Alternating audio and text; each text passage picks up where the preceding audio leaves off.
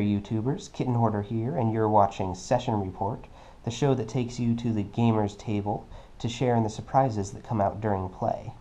And today we're going to be playing Marvel Legendary Secret Wars, Volumes 1 and 2. And we're going to be playing the scheme Smash 2 Dimensions Together. So, the idea behind the Secret Wars storyline, I'm going to preface this by saying that I'm not very familiar with all of the Marvel comic storylines, but I did, look up some of this information when I got interested in this set, and basically every time I see a character I don't know who they are, I'll look it up, so I know a little bit about what's going on. And basically the idea is the Secret Wars storyline, it begins with all of the different dimensions in the Marvel Omniverse, I guess, being smashed together, colliding with each other. And when two dimensions are smashed together, basically only one of them can survive. So this is occurring throughout the first half, Volume 1 of this Secret Wars. Volume 2, all of the dimensions have already been smashed together into one giant battle world. It's not really clear who's running the battle world, but somebody is basically using the remnants of these different dimensions, forcing the superheroes and supervillains from different dimensions to fight each other in some massive arena. Okay. So, just to make things a little bit more fun, I decided to have a giant X-Men face-off. So in my hero deck, you can see I have all X-Men characters, right? We have Old Man Logan. If you know anything about X-Men, you know that Logan, what was his first name? He's Wolverine. You then have time-traveling Jean Grey. I'm not quite sure about Jean Grey, but I think she's related in some way to Professor X. And in this one, she's time-traveling.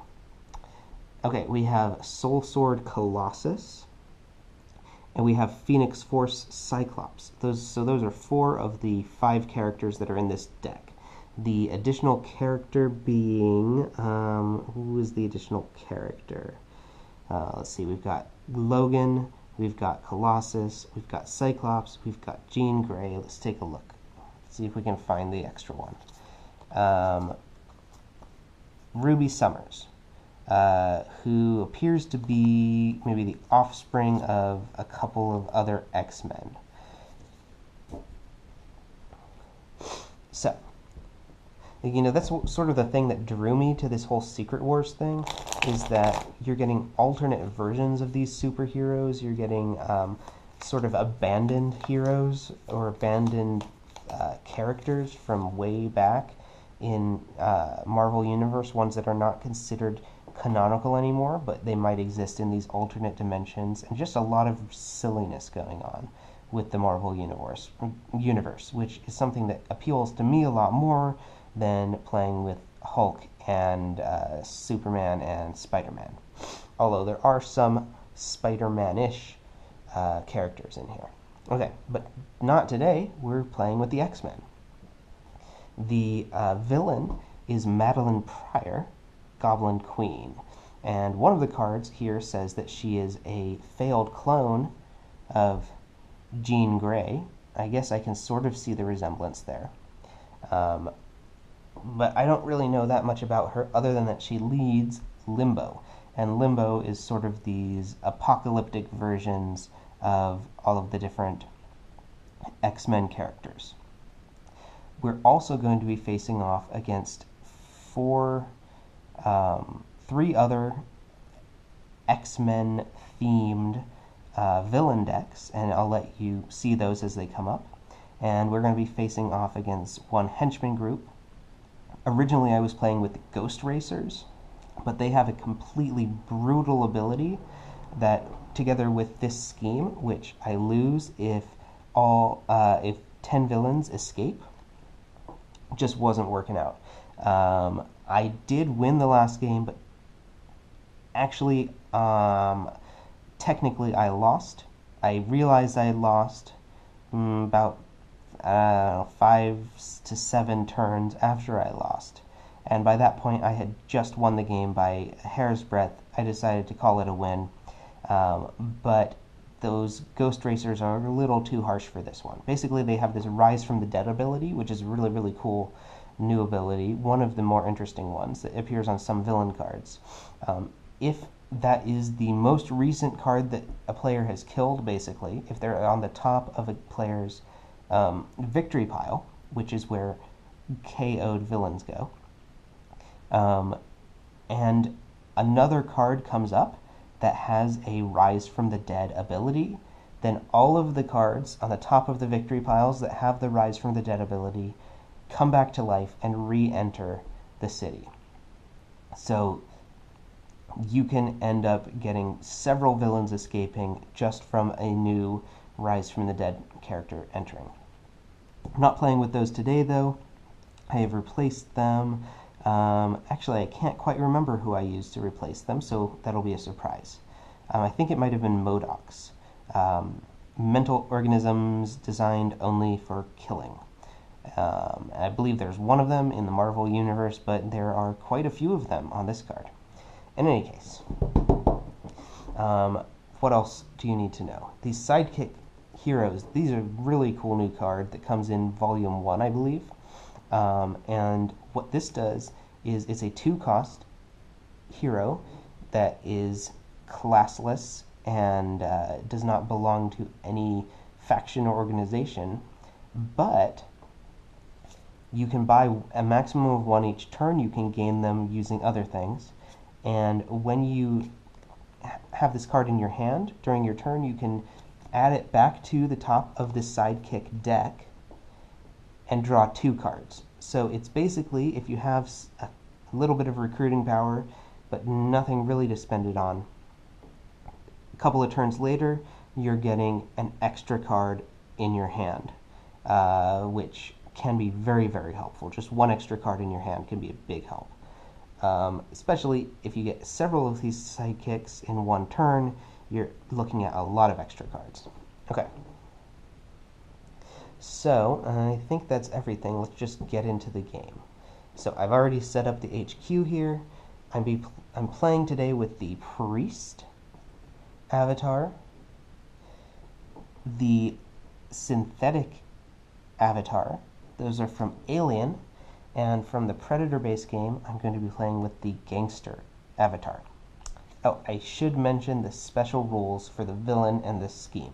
So for this scheme, the special rules, this is actually really interesting.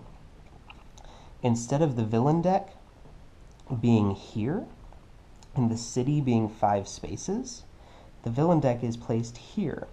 The city is only 3 spaces long, so it's actually a lot easier for the villains to escape. But there are 2 dimensions that are going on simultaneously. So when a new card would enter the city, I can put it in this row or a parallel row right above it. My choice when I draw the card. And that way you have 2 dimensions going on at once, 2 city rows going on at once. So there's a little bit extra decision making. Am I going to play this villain into this row, which is going to push somebody pretty far out there? Am I going to intentionally trying to get this other villain to escape? Where am I going to attach this bystander? There's a few extra decisions going on there. My scheme twist is going to be play 2 cards from the villain deck, so that's going to be really bad considering that evil wins when 10 villains escape. Now Madeline Pryor, her special ability is that she's going to be capturing bystanders. When she captures bystanders, I can fight the bystanders as villains in order to rescue them as bystanders. So that's a little weird in terms of the wording, but as far as I understand it, they count as villains until I defeat them, in which case they count as bystanders. So any cards that apply to rescuing bystanders or defeating villains ought to apply. They don't have any special abilities. They have 2 fight. And I think I mentioned her Master Strike already. She captures 4 bystanders. Also, I can never actually directly attack Madeline while she has any bystanders. Remember, the game's going to be over as a loss if I get to the end of this villain deck before I've defeated her 5 times. So that's going to be a challenge. But for now, let's deal out my 6-card starting hand to every player. By the way, you might be wondering why I'm using 3 avatars. Because when playing the Legendary Encounters game, I found that that is by far my favorite player count to use during solitaire games. I would probably prefer even to play with more decks, but 3 is about as much as I can manage while still feeling like I get the sort of thematic feel of each of the decks, keeping those straight. But compared to 1 or 2 decks, it has the advantage of having a lot more use out of this coordinate ability, a lot more decision making over who gets the cards from the HQ, and just it feels like it's a lot more of a full game, whereas 1 definitely and 2 a little bit feels a little too pared down. In any case, I also find that it has a pretty good difficulty balance. A little too easy on some of the Legendary Encounters stuff. With all of the tweaks on this, so far it's pretty good. But I'm probably boring you, let's just begin. Okay, so the priest starts his turn. Oh, almost forgot the first step. Wolverine of the Future Past. Alright, Wolverine of the Future Past has entered the city. And he's got a pretty nasty ability if he escapes, a cross-dimensional Wolverine Rampage. So this cross-dimensional Rampage, this is a new ability on a lot of these Secret Wars cards, both volumes. That is, everybody has to display a card from their hand or from cards in play that is a form of Wolverine. And yes, Old Man Logan counts as a Wolverine. If they don't, they gain a wound. But if I do defeat him, he's going to help me. He's going to see reason, see that we're both on the same side, and on the start of the next player's turn, the person who defeated him and the person whose turn it is draws an extra card.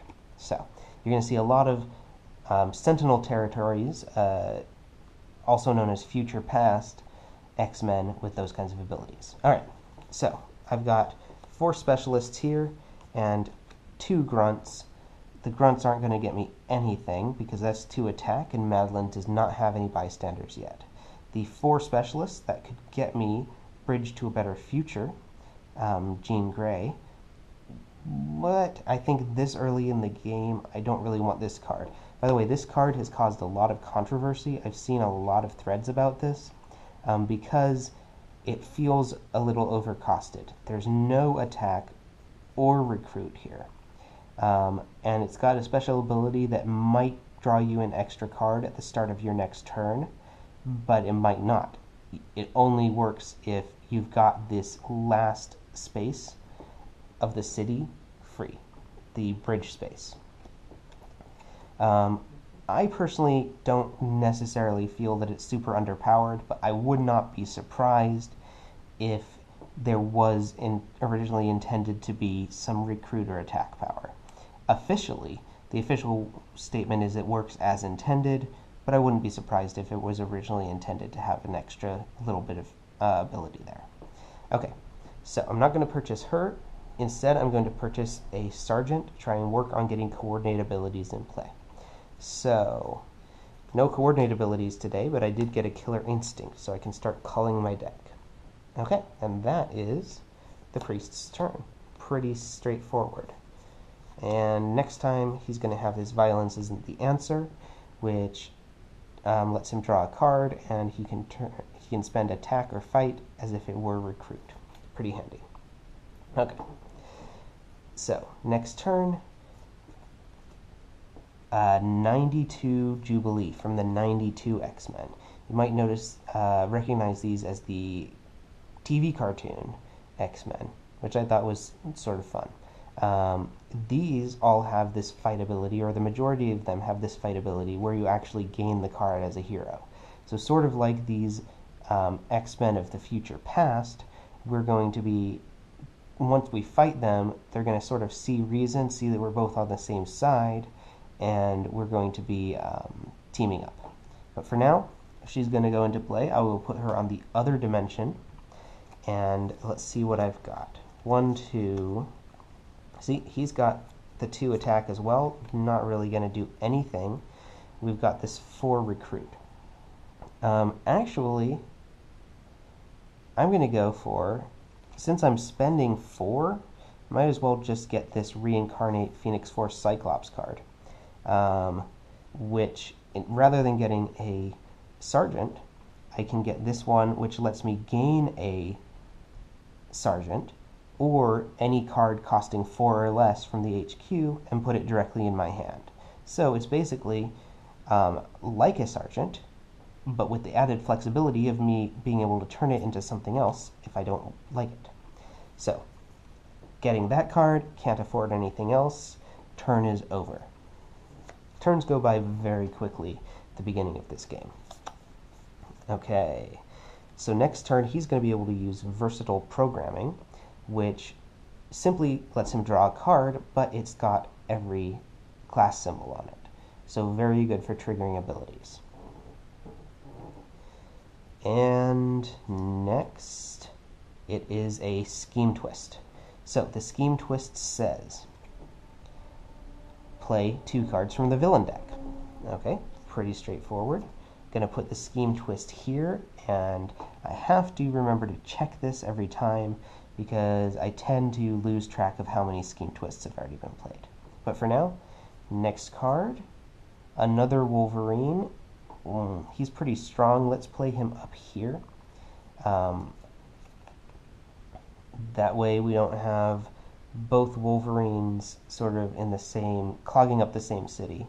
And then we also have another event, so 2 more cards. A Scheme Twist. Rachel Summers of the future past, so she's pretty handy. Once I defeat her, she reduces the attack power, the fight power, of all of the villains for the next turn. And 92 Wolverine. He's a pretty cool card. He's got a, I'm not sure what this yellow one is supposed to be, psionic brain ability of drawing 2 cards. I'm going to put him up top here, because I really don't want to push this Wolverine of the future past all the way over into making him escape, right? And keep him a little bit farther to the right if I can. Okay, so here we have enough cards to defeat 92 Jubilee, so I think I'm going to go ahead and just do that. I should not be discarding those yet. Strangely, I don't actually do that when I'm playing by myself, but today I seem to be doing that. Alright, so we're going to defeat 92 Jubilee, which means we gain her as a hero. We're also going to go ahead and recruit a sidekick. And that is that. So, on his next turn, he is most likely going to be getting his special card, except he won't. He won't be getting that until the bottom of his deck. Special cards in Predator work a little bit differently from the ones in Alien, but you're going to see that when we get to it. Okay, so going to round 2, we have another Scheme Twist, so 2 more cards. Time-traveling Jean Grey. Whoa, that doesn't belong in there. That belongs in here. Alright, hopefully that's the only card like that. Colossus of the Future Past. This one's pretty nice. If I defeat him, he alters the future, and the next turn I would not draw a villain card. But for now, well, we're going to have to push one of these Wolverines over to the bridge. And And one more. I did get the Modox card. So this one's pretty cool. KO a hero from your discard pile or the HQ. If that hero had a recruit icon, I get +1 recruit.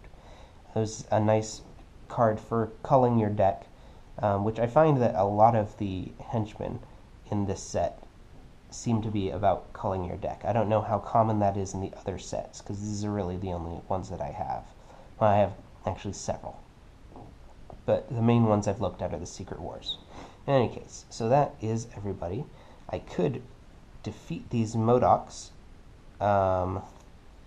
which I think I will do, because I don't want anybody escaping quite yet. So, first, violence isn't the answer. I'm going to draw a card. I then have 3 recruit, and I have 3 attack. So I'm going to defeat the Modocs, which says KO a hero from your discard pile or the HQ. If that hero has a recruit icon, get +1 recruit. We already said that. So I'm going to KO a specialist, which means that I now have 1, 2, 3, 4 recruit. So I could recruit Soul Sword Colossus, Steel Interception. Let's take a look at that one. If a player would gain a wound, you may discard this card instead. If you do, draw 2 cards. Well, that ability by itself isn't that great, but he does have 2 attack, and this character can use that attack as recruit if need be. So I'm going to go for that one. Okay. That's my entire deck, so I'm going to be reshuffling, and we will continue shortly.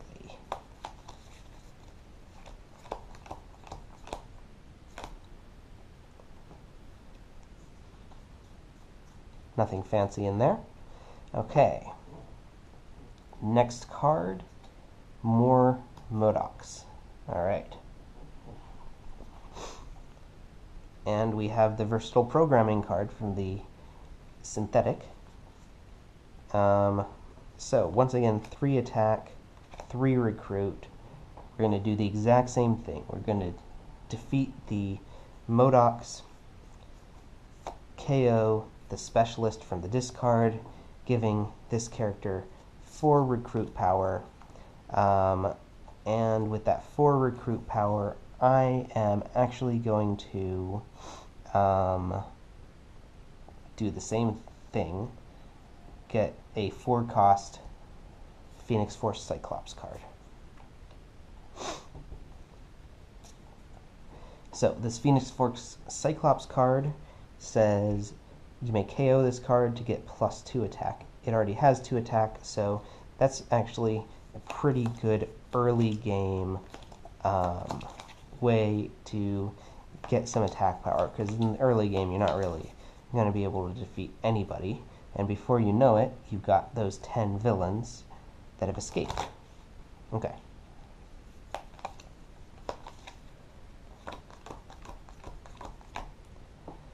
It looks like I got some good cards in my hand. Let's see. Alright, 2 Cyclops cards. That's pretty cool. Both of them get KO'd. You'll notice Phoenix Force Cyclops has a lot of abilities that KO himself or deal with KO cards. And we have another Scheme Twist. Let's see, how many has that been? 1, 2, 3, 4. Wow. Okay.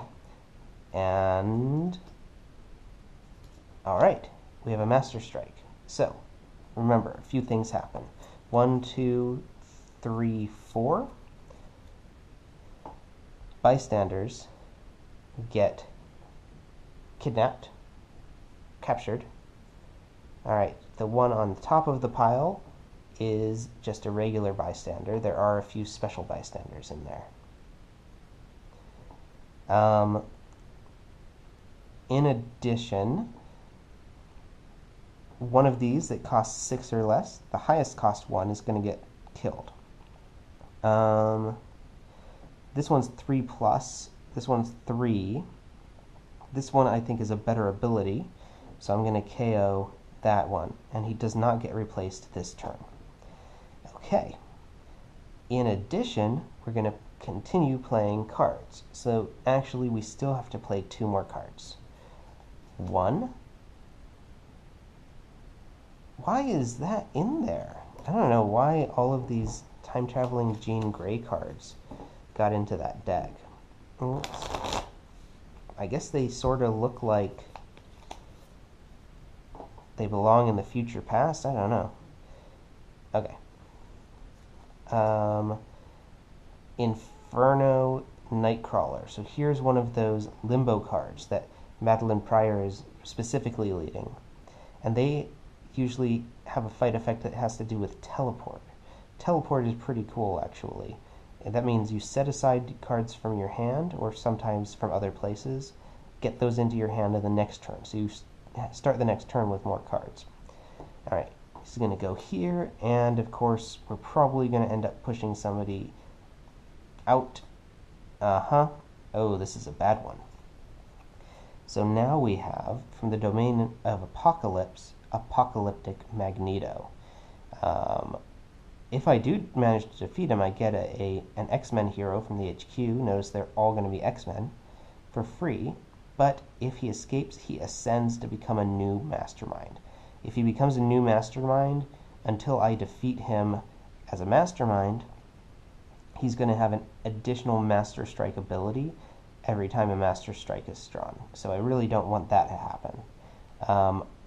I think I'm going to put him up here on the top, which pushes Wolverine of the Future Past into the escape. So, still more things we need to do. First thing that happens, KO 2 cards, the 2 highest cost cards. Second thing, Wolverine has an escape ability, cross-dimensional Wolverine Rampage. Everybody reveals their hand. If there are no Wolverine cards, that player is going to take a wound, and there are no Wolverine cards. That means each of us is going to draw a strike. So, close call for the priest, a flesh wound on the synthetic. I will put that there, and a deep gash for the gangster. Oh, that's unfortunate. Alright, finally, this is going to go over here. I'm going to use this as the escape pile. So, when there are 10 cards in here, we've lost. As it is, that's the first one. Hopefully, not too many more anytime soon. Okay, I actually have 1, 2, 3, 4, 5 recruit power, only 1 attack, so I'm not killing anything this turn, but I can recruit either of these.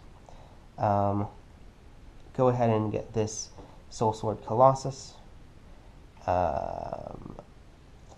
and that's all I can afford. Probably would have been smarter actually to get a Sergeant and a Sidekick, but I'm not going to go back and undo my turn because I've already drawn the new card. That's a rule from Mage Knight that I find useful for pretty much any game.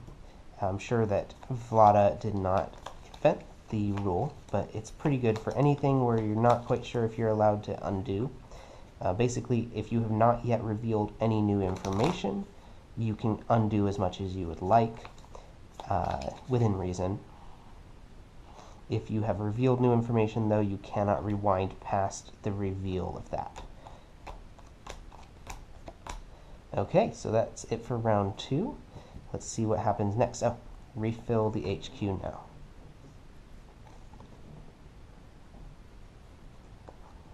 Alright. More escapees soon, I will assume. Okay, so next, villain phase. Another Master Strike. So, Madeline is going to capture 4 more bystanders. The top one of these does have a special ability. And since she already had captured bystanders, at the time when she got this Master Strike, everybody is going to take a strike. So, Priest got a Contaminated Wound, a Deep Gash for the Synthetic, and Close Call. No damage for the Gangster. Okay, it's starting to even out a little bit.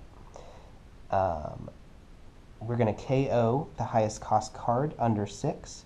Now here's a good one. Old Man Logan. That would prevent some of these cross-dimensional Wolverine rampages going on. But that actually causes additional cross-dimensional Wolverine rampages. Whereas we got this Rise from the Ashes, Phoenix Force Cyclops. Again, that seems pretty useful, so I'm going to get rid of Old Man Logan. Okay. Since we drew a Master Strike, we're going to continue to draw another card. That's going to be Katie Pride of the Future Past. Okay, and let's put her... Which one of these two Wolverines do I want to escape? Well, I'd rather probably have the one that I gain as a hero, although probably eventually both of them are going to escape, so for now, Wolverine of the Future Past is escaping, which means 2 more cards get KO'd, so I have to choose between these two. This one gives you 3 attack. This one gives you 2 or possibly 4 attack if you don't recruit. This one seems more useful later in the game, so I'm going to get rid of that one, and unfortunately I have to get rid of the Phoenix Force Cyclops. In addition, we have another cross-dimensional Wolverine Rampage, so another wound for everybody.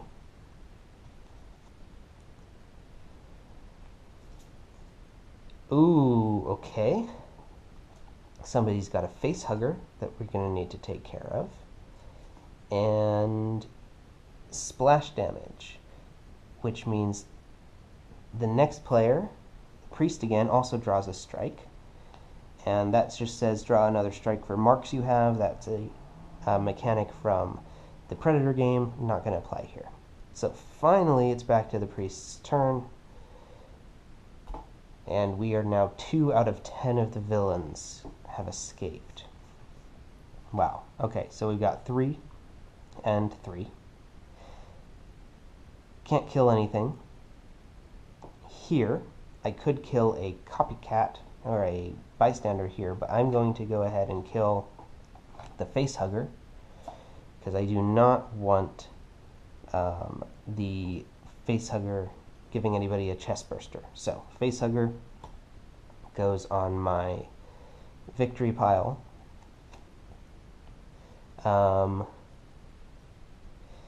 And I'm going to purchase a sergeant. Another Killer Instinct. Alright. That'll do. 1, 2, 3, 4, 5, 6. And got some Killer Instincts in my hand. I've got my special card. I've got this Soul Sword Colossus. And we are going to refill the HQ.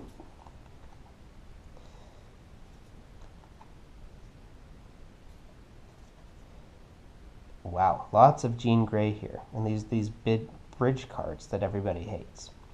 And then draw another card, so another person's going to escape.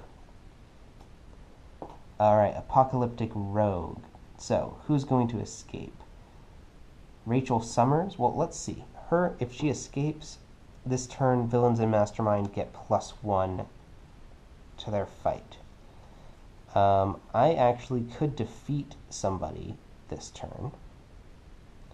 I could defeat possibly multiple ones, or even maybe Magneto.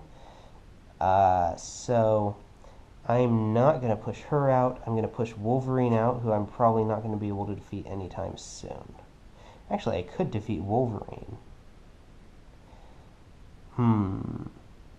Well, let's take a look more closely about who I can defeat. So I can get 2, 4 if I KO this card, which I would do probably. 5. In addition, I can replace this with any card here that costs 4. or less. So I could get the Steel Interception. If a player would gain a wound, you may discard this card instead. If you do, draw 2 cards. And it also has 2 attack. So that would give me 2, 4, 6, 7 total. Just enough to defeat 92 Wolverine. But not if Rachel Summers escapes, because then I would need 8. So it looks like Wolverine is escaping, which means, again, 2 cards are being KO'd here. It's going to be these 2. They're not replaced until the end of the turn. Wolverine goes into the escape pile. I assume nobody has an Old Man Logan card in hand, but I will check just in case. Don't remember purchasing any of those. Nope. And so everybody gets a strike. Priest is already up to 5 out of his 9 that he can take. Close call for the synthetic, and a close call for the gangster. Alright, back to the turn. Rogue is going to push these guys over.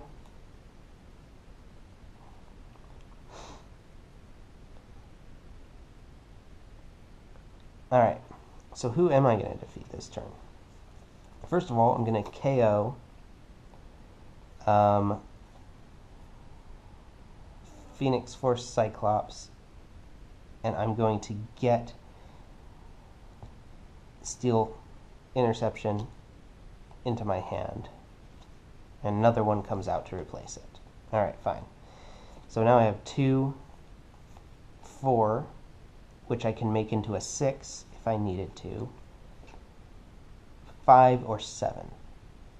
So, looking at this realistically, I'm going to be defeating something that costs 6.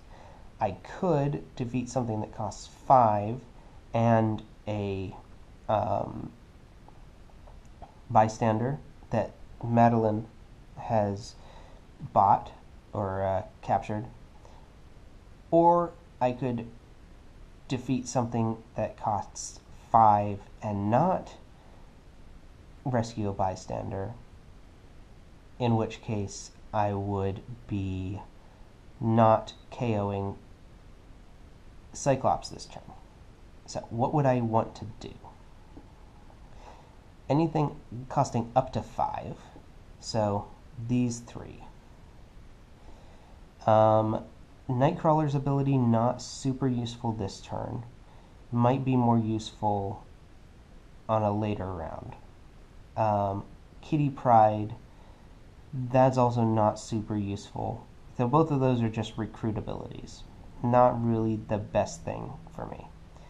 If I went for the Colossus card, I would not draw a villain card next turn. That could be handy.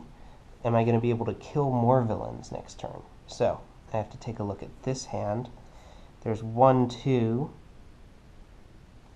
3, 4. Yeah, I'd be able to kill a villain next turn too. So that might be what I do. If I KO'd Phoenix Force Cyclops, I could defeat Rachel Summers or Apocalyptic Rogue. So Rogue has a really nice fight effect. Reveal the top card of the hero deck. The player of your choice gains it. Rachel Summers basically reduces the fight cost of villains for the next round. So I think I'm going to go for the Apocalyptic Rogue. Really nice effect there. So Cyclops has burnt himself out, giving me a total of 7. Spending 6 to fight Rogue. Reveal the top card of the hero deck. Not the best card in the world. Alright, Guerrilla Warfare, Rachel Summers. Oh, this one actually works really nicely with her other cards. When a card effect causes you to discard this card, if it is your turn, teleport it instead. Basically, you can't discard this card. It just goes back into your hand next turn. Her other cards force you to discard cards to play them, so this has really great synergy with that. I have to think about the decks here. He really hasn't gotten anything yet. The deck that I'm playing right now has some attack. I'm going to give it to this guy. He seems like probably the best one to have it. I don't know why. I think maybe just because that character had the Ruby Summers deck last game. Okay, and then that's going to go in my victory pile, and leaving me with 3 attack. No, not 3 attack. Leaving me with 3 recruit. Won't be able to get anything for 3 recruit, so I'm going to get a sergeant. And again, it's a killer instinct instead. That's fine. I'm fine with those. Those are nice cards. Alright. 1, 2, 3, 4, 5, 6. And what do we got? Not anything great. Alright. Dun dun dun. More Wolverines. Great.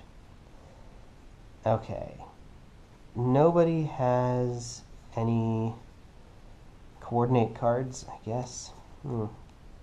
This Call for Backup ability, this is from the Legendary Predator set. These I don't like as much as the other ones, the other role cards. They're definitely trickier to use. The other role cards tend to be draw a card, and you get some ability typically that gets stronger as you complete more objectives. This one is don't draw a card, but to compensate for that, it's going to have 2 fight or 2 recruit. And you get this Call for Backup ability. Basically, you get to use this ability once for each player that coordinates with you this turn. Now, getting those coordinate cards into hand takes a while. It's time-consuming. And getting those at the same time that you have this card in your hand doesn't happen that often. So I find that the draw a card ones, maybe they're less complicated, maybe there's less strategy to it, but I think they flow a lot better. Okay, so we've got definitely 4 attack. 1, 2, 3, 4. So that means I'm either defeating Inferno Nightcrawler or Kate Pride of the Future Past. I'm going to go for Kate Pride. So I'm going to put her here so I remember her abilities in effect. I get 1 recruit. The next player gets 1 recruit as well. So that means I get 4 recruit, so I can get a Colossus, more Cyclops, or one of those Jean Grey cards. I'm still saving those for a little later. Those are useful, but not so useful early in the game. So I'm going to go for this Cyclops, I think, because it at least has the same class as this Ruby Summers card. Yeah. And that's it.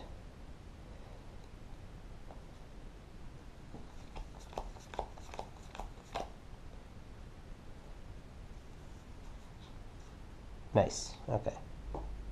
Okay, so next turn, fill up the thing here, and looks like we might be getting another escape happening.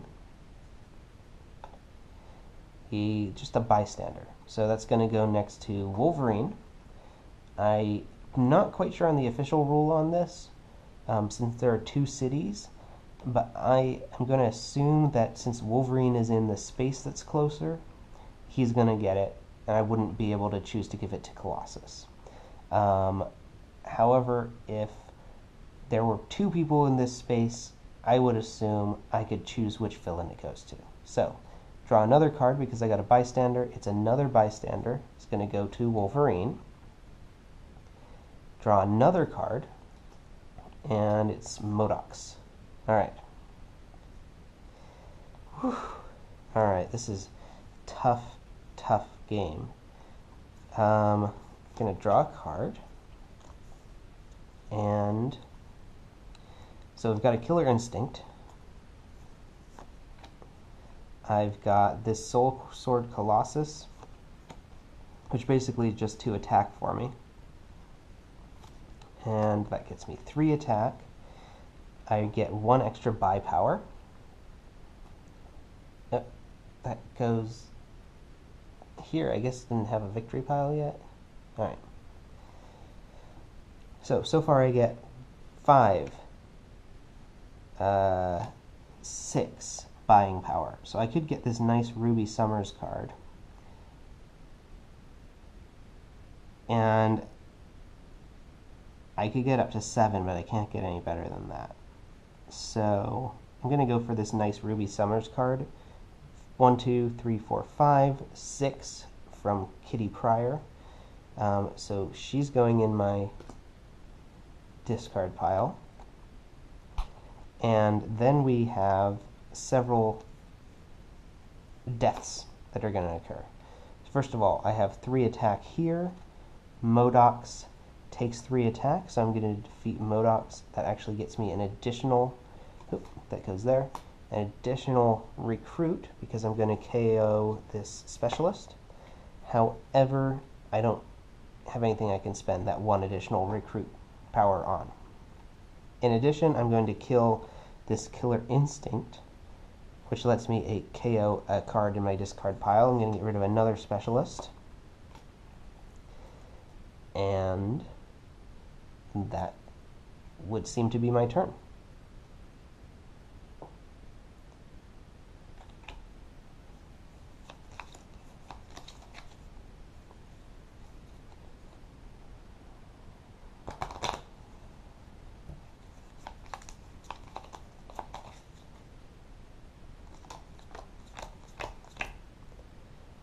Alright, what do we have? What do we have? That nice card is already in my hand, coupled with this card, which is perfect because I'm going to need an X card to activate this ability. Alright, this is going to be a great turn next turn, as long as nothing screws it up before that happens. Alright. We have another bystander. She's going to go on Wolverine, because he's the closest. That's terrible, which means this card is drawn. That is a Scheme Twist. Separate my Scheme Twist from my Master Strikes, which means 2 more cards get drawn. That is a Master Strike, which means one of these cards would be Old Man Logan, gets KO'd. 1, 2, 3, 4 bystanders get captured. My goodness. And everybody takes a strike. That's right. Oh my goodness. 5, 6, 7, 8 already for the priest. Oh my gosh. Close call and close call. That's pretty nice. Draw another card, so I still have 2 more. This is a Gear Up, so that means I have 3 more. Alright, we have Apocalyptic Rogue. I think actually I sort of want to force Wolverine to escape. Alright, 1. Another Gear Up, so that is an additional 2 more cards. I think we're still at 3 additional cards after this. Alright, I have to think about this actually. So, I drew a gear up. I drew a danger card, which didn't do anything. I drew a gear up. So that's 3. I drew rogue, so we're down to 2. I drew a gear up, so we're up to 3 again. Yep. So 3 more cards. Oh, wait, how many gear ups do we have? 1, 2, 3, 4, 5, 6, 7. So the next one that I draw actually will have the bad effect. Okay, Modocs. Okay. I guess we're going to get Nightcrawler to escape. And let's just finish drawing before we do anything else. Oh my gosh. 2 more after this, I think. Another one. We'll give this to the Modocs. That should be pretty easy to get that bystander rescued. And 1 more. No, 2 more, because bystander gets me to draw an extra card. Okay, we have more Kitty Pryde. So we're going to put her down here in this row.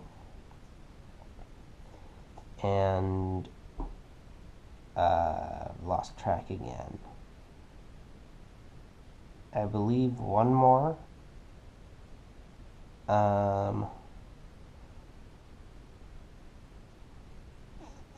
more. Can't be more than 1 more.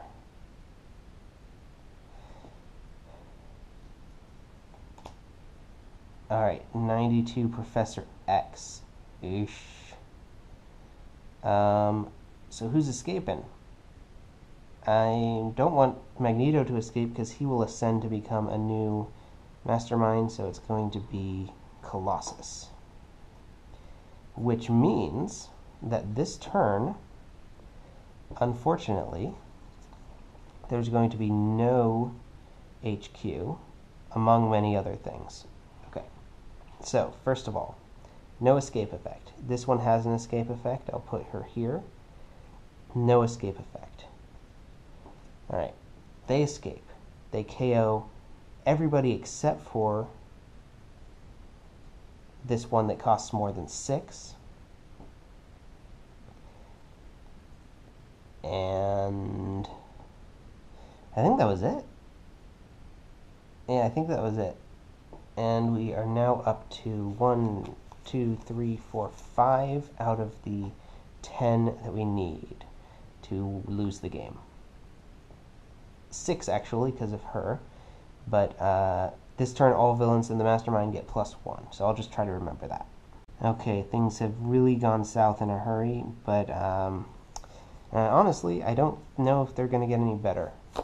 We're going to draw a card. I think I may have lost at this point, but I mean, never say never. Alright, we have 3 attack, which means I can defeat the Modocs. Which means I rescue the bystander and get to KO a card from my discard pile. Because it has a recruit power, that means I get 1 extra recruit, but I'm not going to use it. I am going to get a sergeant. I mean a killer instinct, apparently. And that's that, really. Alright. 1.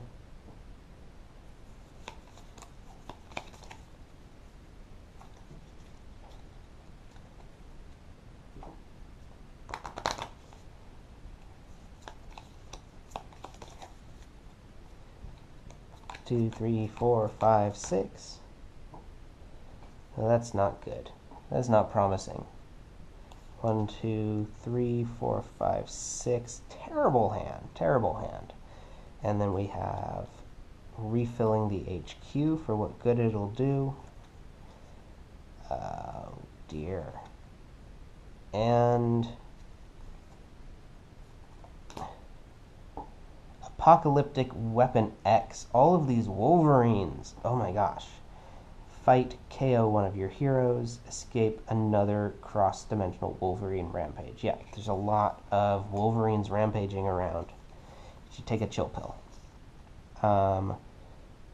Spectrum. That's not going to be activated this turn. So Spectrum ability, this is another new ability. That's if I have, I think, at least 3 different class abilities in play this turn, I get the Spectrum.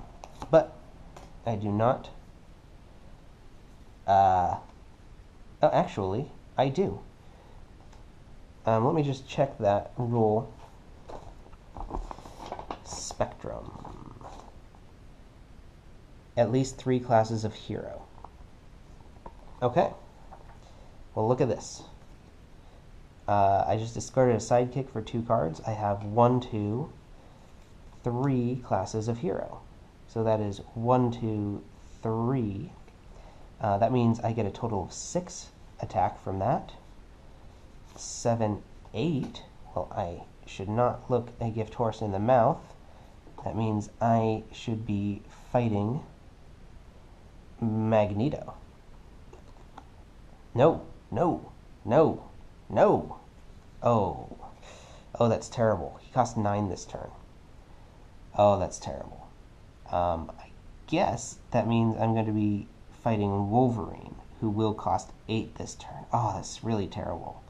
And he has my least favorite bystander. Shapeshifted Copycat. That's one of the new special ones.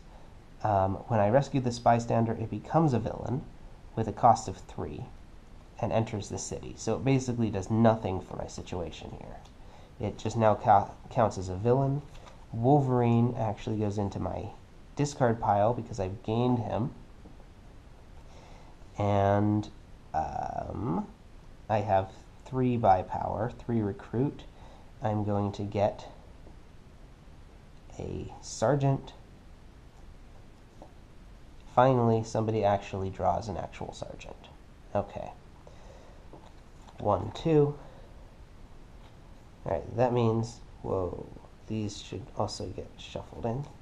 That means most likely, more likely than not, we are now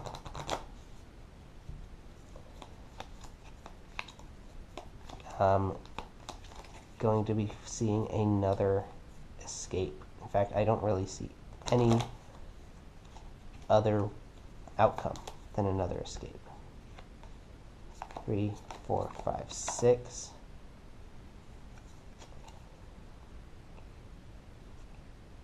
Okay, not that bad. Okay, so Ruby Summers. This is, I don't know how all those cards got in there. I must have accidentally shuffled in a pile. Alright, let's try again. There we go, 92 Beast. That's a pretty good one. Oh no. Oh no, no, no, no, no. Okay, his ambush ability is charge 1 space. That means he moves forward once and then twice. So actually we have 2 more escapes. And I can 4, 6, 8. I can kill Magneto this turn, so I'm not going to let him escape. These 2 are going to escape. Which means this one has an escape ability. Reveal the top card of the hero deck. Each player reveals their hand and discards a card of that class. Brains. No brains here. I guess I'm discarding my versatile programming card. And no brains here. In addition, we got 4 cards here that are being lost. And 2 more cards entering the escape. That's 1, 2, 3, 4, 5, 6, 7, 8 already. And haven't even touched the villain yet, or the mastermind. It's fun. Okay. 2, 6, 7, 8. When I defeat a mastermind this turn or a villain, I get, I get 2 extra buy power. Not super helpful, but maybe it's good. I'm going to fight Magneto, who actually lets me gain an X-Men hero for free. Wait a second here. Let me check this. Reveal the top card of the hero deck. It didn't say to discard it or anything like that, so I guess it just goes back on top of the deck. So I'm going to go ahead and gain this really nice 8-cost card. Thank you, Magneto. Magneto has done more for me this game than any of the heroes. Alright, so now I have 1, 2, 3 buy power, and a new card comes out to replace the one I just got, which just happens to cost 3, which I'm going to get. Alright, this deck is actually shaping up pretty nicely at this point. I mean, I got some really nice attack cards in there. Unfortunately, he's 1 point away, 1 strike away from dying. 1, 2, 3, 4, 5, 6, 7, 8. Yeah, not very good. Okay. Alright, we're going to refill the HQ here.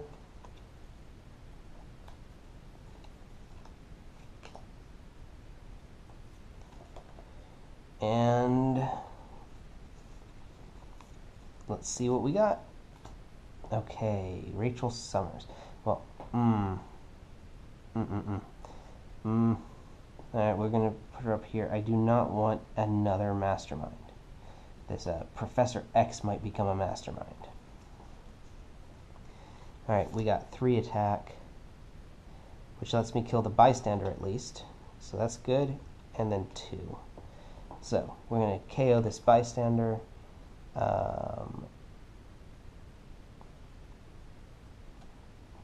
I get to KO one of my heroes, which is going to be one of these. So, gone ahead and played them all first. I have 2 recruit, so I'm going to get a sidekick, KO this guy. In this scheme, at least, there's not really any point in building up recruit power. You just got to get that buy power as fast as possible. 1, 2, 3, 4, 5, 6. Okay. Now a bystander is going to go captured by Rachel Summers and Inferno Nightcrawler. Go ahead and put him up here.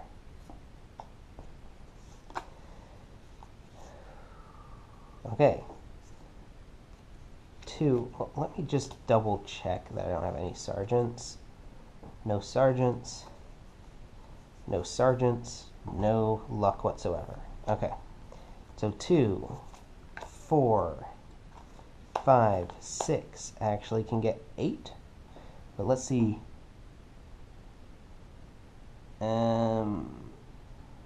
Yeah, I could defeat Professor X. Problem is, it doesn't give me anything.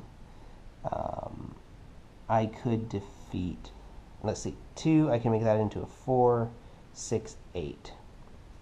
So I could defeat the Nightcrawler, I could defeat the Rachel Summers, I could defeat any of them.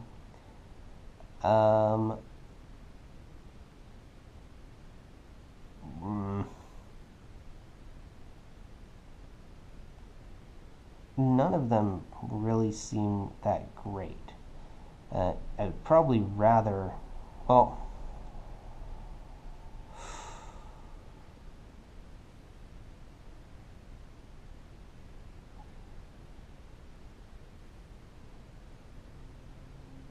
I was gonna say I'd probably rather have Wolverine escape, but I really don't want the priest to take any other strikes. So actually, I think I would probably rather have Professor X escape, which means I'm going to kill Wolverine. So that's going to cost me 7. Now 2, 4, 5, 6. If I just spent 6, actually, I wouldn't have to KO this Burnout card. But when am I going to get 7 attack power again? Let me see. Not there. Not in there. So I'm just going to get that 7 attack power done. Fighting Wolverine, I'm going to KO one of my cards, which is going to be this Specialist. So that means I also have to KO this Phoenix Force Cyclops. That means I still have 2 buying power. I'm going to recruit a sidekick here.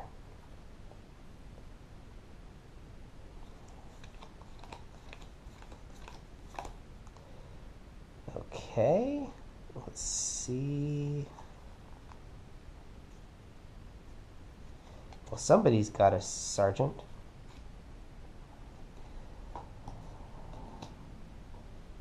Inferno. Dark Child. Reveal the top card of your deck, KO to teleport it. Ooh, that's a pretty nice card, actually. So, we'll have that villain go up here, and draw a card, and 2. That's really not helpful. 1, 2, 3, 4, 5. Okay. Well, this one gives me 3 attack. This one gives me 2 recruit and 2 attack. The one with 3 attack I think is going to be better because I don't have any of the Ruby Summers cards in that deck, I think. So let's just start with 2. Going to kill this. Kill a card in my discard pile. 1, 2, 3, 4, 5. Get that time-traveling Jean Grey card. And with these 2 attack, I'm going to KO one of these goblin demons, which means I actually rescued them as a bystander. Okay. And I might have just lost because I can tell the next card coming up is not a Marvel card,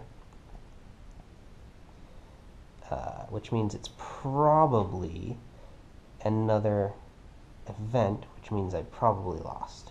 But let's see. Yes, a scheme twist. So, 1, 2, 3, 4, 5, 6, 7 schemes already. This would be the 8th scheme twist. The 8th scheme twist. All villains in both dimensions escape. That is 1, 2, 3, 4, 5. 5 escaped villains. We are looking at 1, 2, 3, 4, 5, 6, 7, 8, 9, 10, 11, 12, 13. 13 escaped villains. Evil most clearly has won. Alright, I am going to, I think that I might try this scenario one more time before I switch it out. I may or may not record that.